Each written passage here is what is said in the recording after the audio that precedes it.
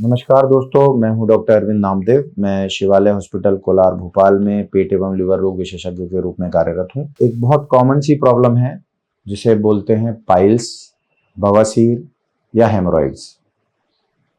ये बहुत कॉमन है और आज का वीडियो हम इस पे करने वाले हैं कि ये क्यों हो जाते हैं। लोग कब्ज को भी पाइल समझने लगते हैं, कई लोगों के इंटरप्रिटेशन डिफरेंट होते हैं।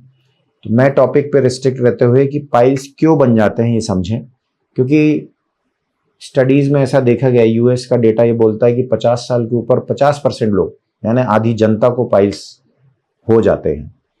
इवन ये बहुत कॉमन है इंडिया में भी, क्योंकि कुछ चीज़ें हैं जो कॉमन हैं जो इसको करती हैं। देखिए पाइल्स क्या होता है, ये बहुत नॉर्मल सी चीज़ है। लोगों को कभी कभी पाइल्स के साथ ब्लीड होता है और वो ठीक भी हो जाते हैं अपने आप। कई लोग इग्नोर भी कर लेते हैं कि हमको एक आध बार खून आया था फिर बंद हो गया, या हमको थोड़े मस्से थे जो ठीक हो गए। तो पाइल्स कुछ नहीं है। जो हमारा, जैसे हम खाना खाते हैं यहाँ से फूड पाइप से, तो स्टमक में आता है, स्मॉल इंटेस्टाइन में डाइजेस्ट होता है जो करीब 6 मीटर लंबी है। उसके बाद बचा हुआ वेस्ट बड़ी आंत में भरता है जिसको लार्ज इंटेस्टाइन बोलते हैं, और एंड में रेक्टम और एनल कैनाल के थ्रू वो बाहर निकल जाता है। अब ये जो एनल कैनाल है, जो आखिरी का हिस्सा, जो मुश्किल से 2 से 3 सेंटीमीटर का होता है, कितना लंबा, जहां से हम कंट्रोल करते हैं कि जो मल है वो हमारी विल पावर पे ही बाहर आए। तो यहाँ पे 2 स्फिंक्टर होते हैं, एक इंटरनल एक एक्सटर्नल। इंटरनल इनवॉलंटरी होता है, जो अपने आप बंद रहता है, हम हमेशा कंट्रोल नहीं करते हैं, नॉर्मली चीजें कंट्रोल रहती हैं। लेकिन जब अंदर से हमको अर्ज आता है और इंटरनल स्फिंक्टर रिलैक्स होने की तैयारी में होता है, और जब हम एक्सटर्नल स्फिंक्टर को, जो हमारे कंट्रोल में होता है, उसको हम रिलैक्स करते हैं, तब हम मल को पास करते हैं या गैस पास करते हैं।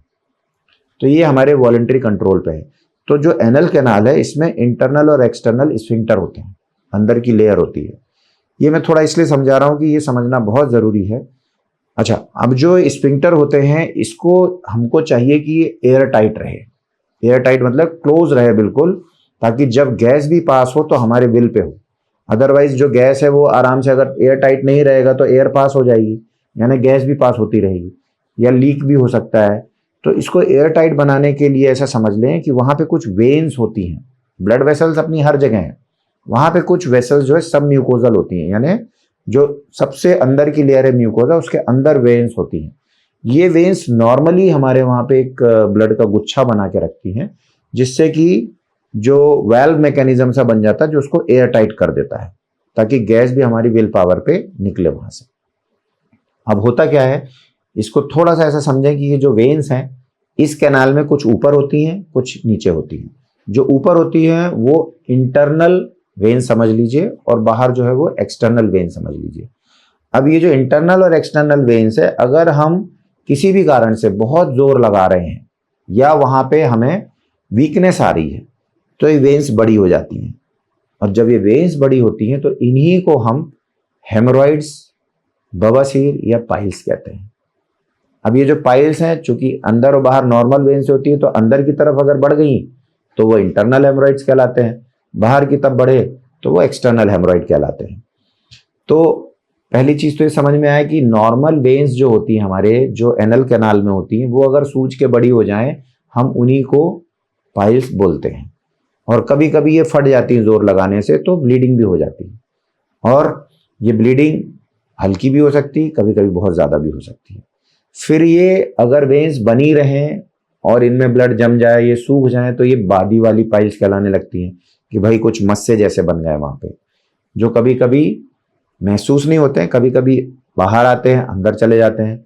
कभी कभी कुछ लोगों में ज्यादा होता तो वो हाथ से अंदर करते हैं, और कुछ लोगों में ये चीज बाहर आके रुक जाती है, अंदर नहीं जाती।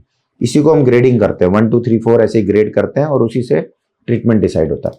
अब मेन चीज ये कि पाइल्स क्यों हो जाते हैं, तो उसके कारण पे अगर हम जाएं तो देखिए, पाइल्स जैसे मैंने बोला, ये नॉर्मल हिस्सा है शरीर का, जिसमें कि बड़ी आंत का आखिरी हिस्सा जो रेक्टम और एनल कैनाल कहलाता है, एनल कैनाल की जो वेन्स बढ़ जाती है उनको हम पाइल्स बोलते हैं।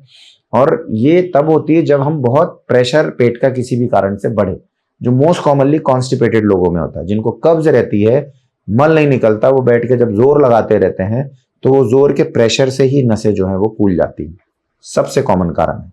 उसके बाद जो कॉमन कारण है वो है कुछ इस तरह के वर्क में जो लोग काम कर रहे होते हैं, जिनमें बहुत प्रेशर लगाना पड़ता है, मतलब एब्डोमेन, जैसे कुछ नहीं तो एक्सरसाइज में वेट लिफ्टिंग कर रहे हैं बहुत, तो जोर लगा रहे हैं पेट पे।